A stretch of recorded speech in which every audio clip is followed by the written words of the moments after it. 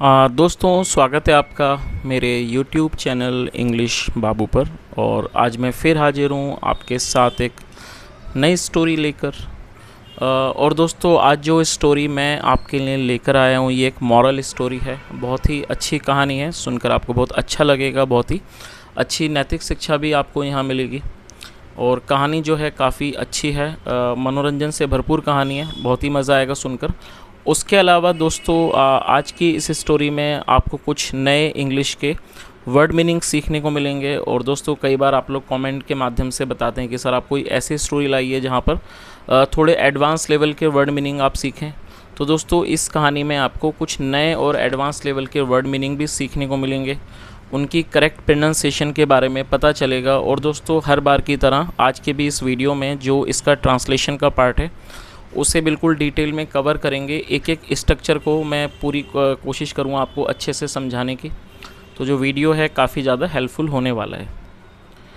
तो दोस्तों, मेरी आपसे रिक्वेस्ट है, आप इस कहानी को बिल्कुल ध्यान से सुने। और यदि आपको आज की कहानी अच्छी लगे तो आप इसे लाइक भी करें। तो चलिए दोस्तों, सबसे पहले कहानी का टाइटल देखते हैं। कहानी का टाइटल है the revenge of the elephant. क्या मतलब हुआ दोस्तों? ये जो वर्ड है रिवेंज, ये एक नाउन है जिसका मतलब होता है बदला।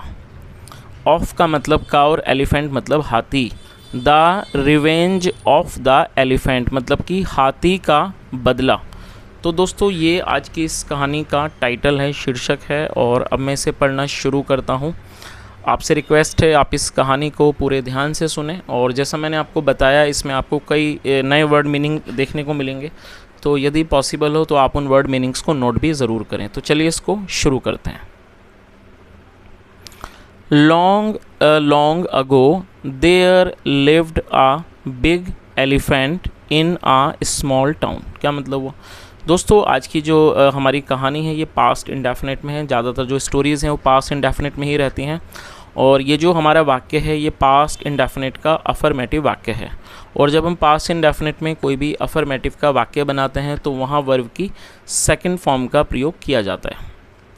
लिव का मतलब होता है रहना, किसी स्थान पर निवास करना, और ये सेकंड फॉर्म है। तो क्या अर्थ हुआ?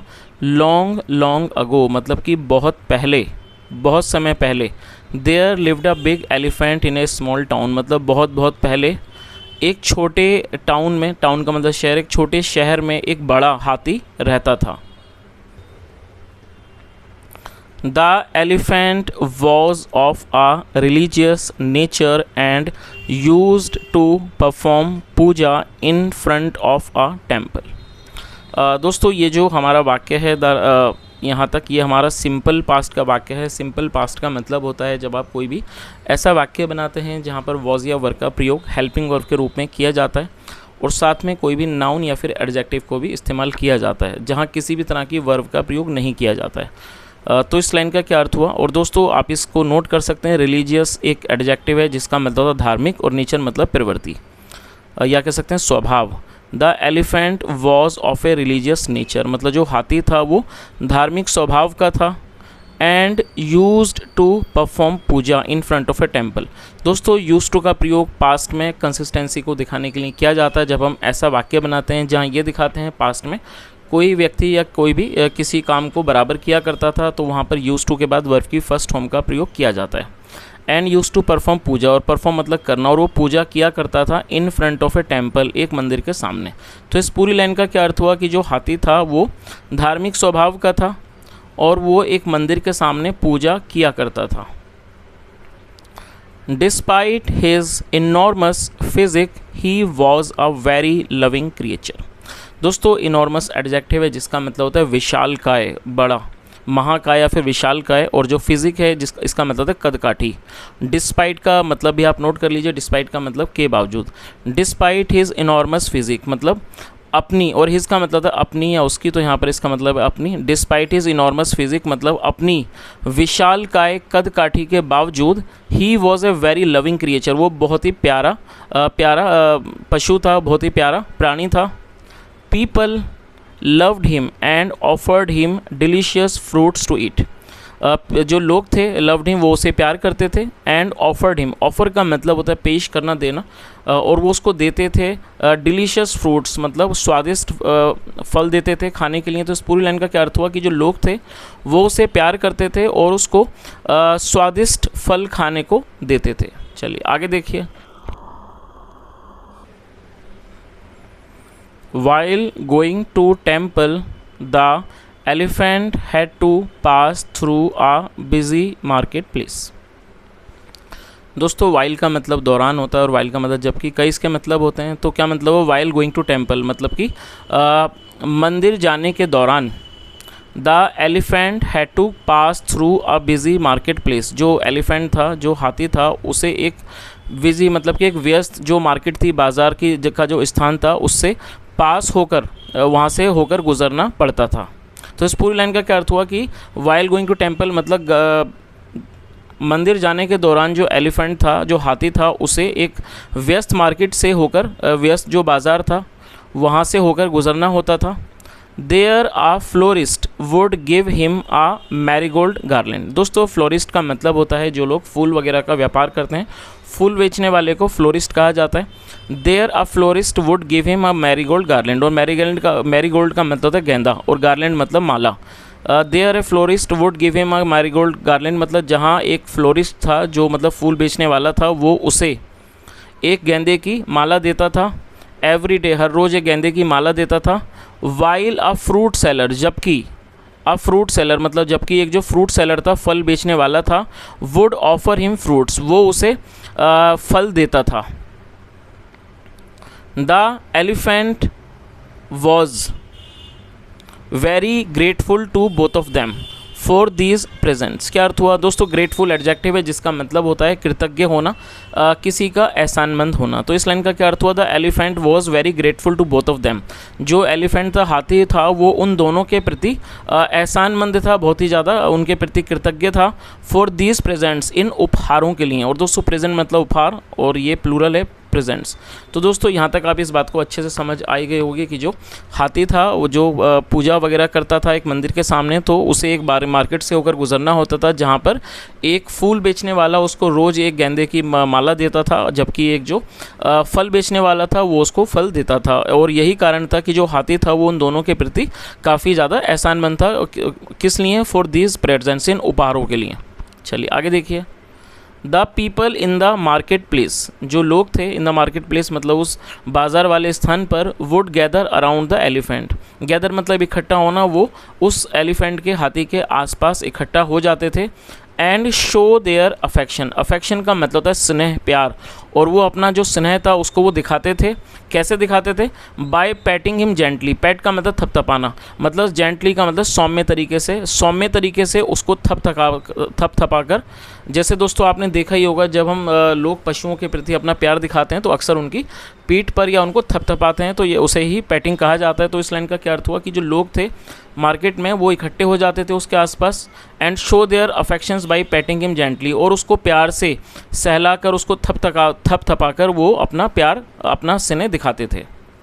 They had a lot of respect in their hearts for him. क्या अर्थ हुआ? They had a lot of respect.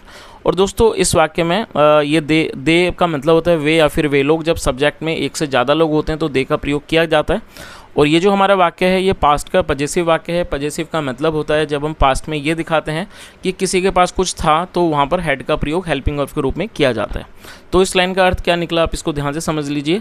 They had a lot of respect in their hearts for him, मतलब उनके दिलों में उसके लिए बहुत सम्मान था।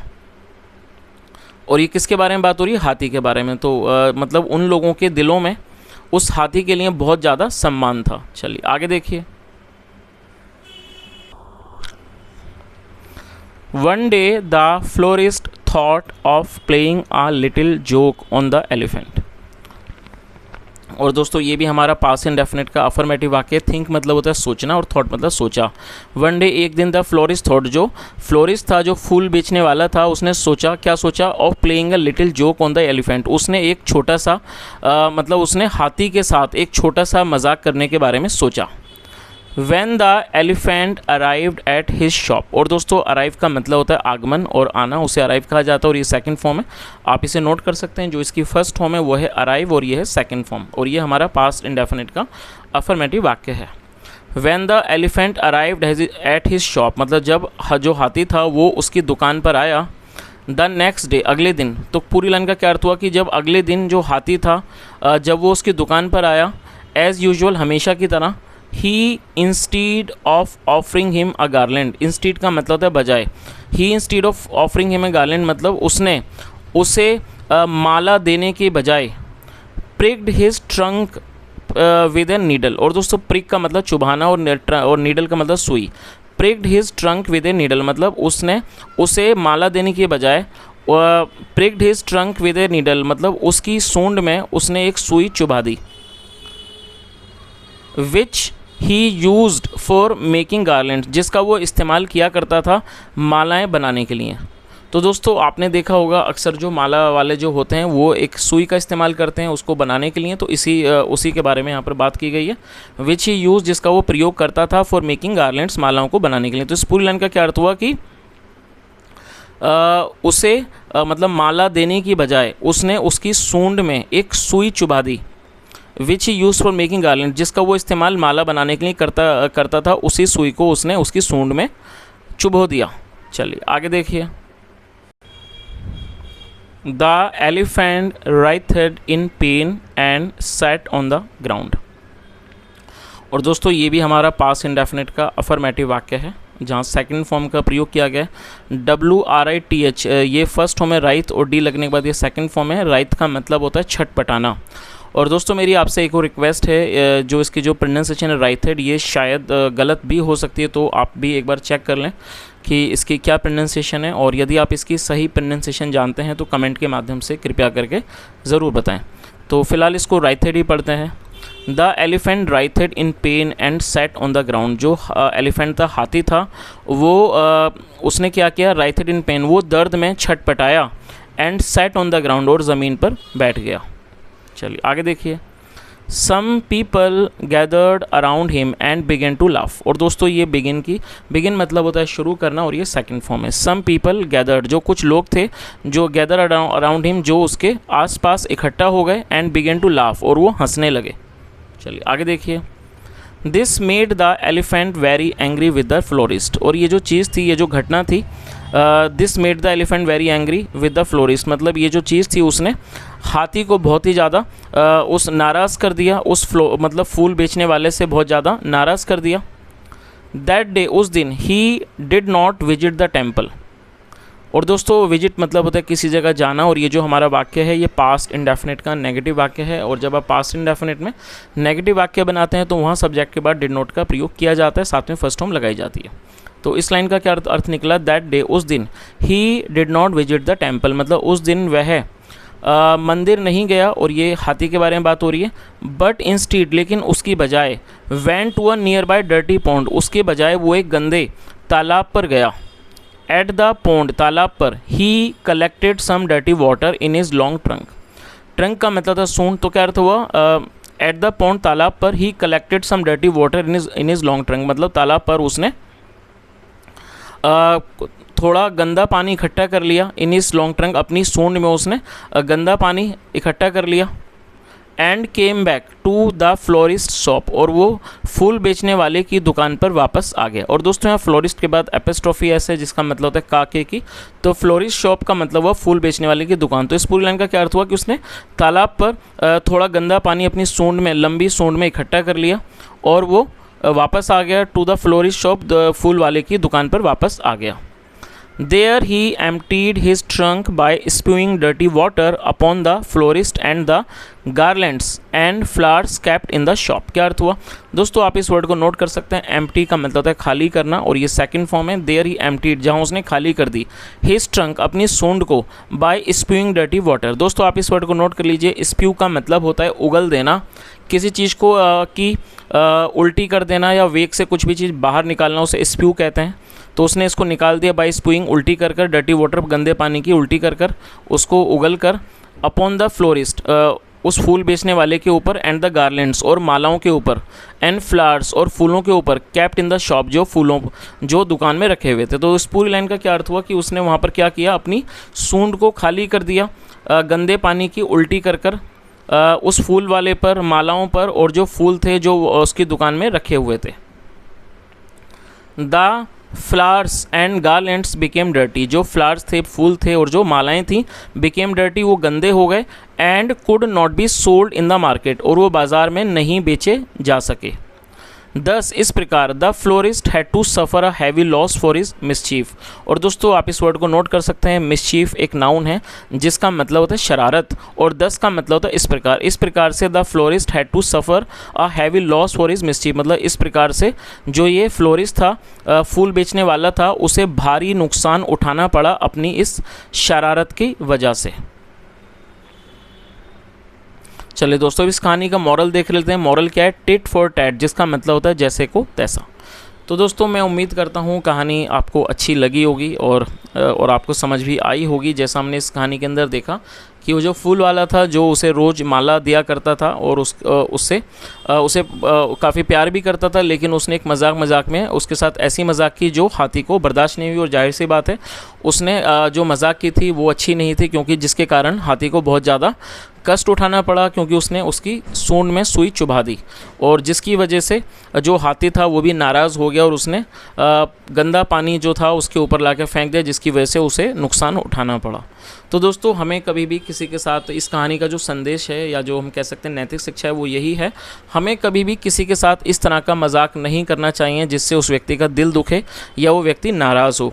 मजाक भी इस हद का होना चाहिए, मजाक भी इस तरह का होना चाहिए कि जो सामने वाला व्यक्ति है उसकी आंख में आंसू ना आए, वो हमारी वजह से दुखी ना हो, उसका मन भी हमारी वजह से दुखी ना हो। मजाक का मतलब होता है किसी व्यक्ति का मन बहलाना, लेकिन इस तरह से मन बहलाना कि दूसरे व्यक्ति का नुकसान हो जाए या फिर दूसरे व्यक्ति को दुख पहुँचे, उसकी संवेदनाओं को दुख पहुँचे या फिर उसकी आंख में आंसू आए, तो इस तरह का जो मजाक है वो भी अच्छा नहीं होता है। तो दोस्तों मैं उम्मीद करता हूँ कहानी अच्छी लगी होगी और साथ में आपको अच्छी नैतिक शिक्षा भी मिली होगी। यदि आपको कहानी अच्छी लगी और मेरा पढ़ाने का तरीका भी अच्छा लगा हो तो आपसे रिक्वेस्ट है आप इस वीडियो को ज़रूर लाइक करें। और दोस्तों हमेशा की तरह आज भी आपको एक होमवर्क दूंगा।